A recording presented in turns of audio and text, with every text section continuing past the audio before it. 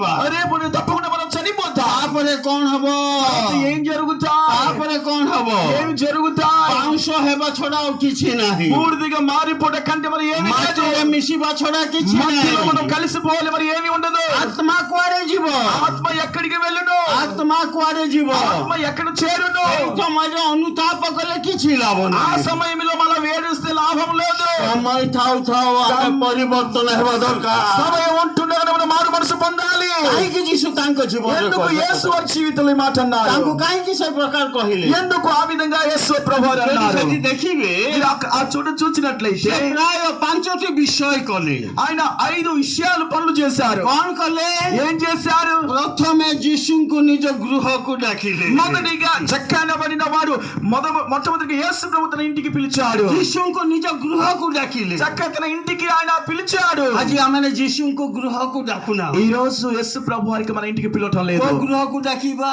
ఏ ఇంటికి పిలవాలి? ଏଇ గృహକୁ କି ఈ ఇంటికా? ଏଇ గృహକୁ କି ఈ ఇంటికా?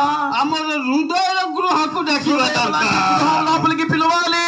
ହାଲେଲୁୟା హల్లెలూయా. వాక్ୟରେ ଲେଖାଯାଏ వాక్యము చెప్పబడుతుంది. ପ୍ରକାଶିତ ପୁସ୍ତକରେ ଲେଖା ହେଇଛି ప్రకటన గ్రంథంలో చూసినట్లయితే ଦେଖ ମୁଁ ଦ୍ୱାରରେ ଠିଆ ହୋଇ ଆଘାତ କରୁଅଛି 3:20 ఇదిగో నేను తలుపు వద్ద నిలుచుండి తట్టుచున్నాను. ଯଦି କେହି ଦ୍ୱାର ମୋ ସ୍ୱର ଶୁଣି ଦ୍ୱାର ଖୋଲିଦେବ నా స్వరముని ఎవరైనా తలుపు తీసిన వెంటనే ମୁଁ ଭିତରକୁ ଯିବି లోపలికి వెళ్తాను. ମୁଁ ତା ସହିତ ବାସ କରିବି నేను నివసిస్తాను. ତା ସହିତ ଭୋଜନ నేను କରିବି ఆయనతో భోజనం చేస్తాను. ହାଲେଲୁୟା హల్లెలూయా. ଯଦି ଯୀଶୁ ଆମମାନଙ୍କ ଭିତରକୁ ଆସିବେ యేసు మన లోపలికి వస్తే ଆମ ଜୀବନରେ ଆଉ ରୋଗ ରହିବ మా ନାହିଁ జీవితంలో రోగం ఉండదు. ଆମ ଜୀବନରେ ଅଭାବ ରହିବ మా ନାହିଁ జీవితంలో ఇబ్బందులు ఉండవు. ଅନ୍ୟମାନଙ୍କୁ ଆମେ ଏମିତି କରିବା ଦରକାର ନାହିଁ వాళ్ళకి ఇలా అనుకోను.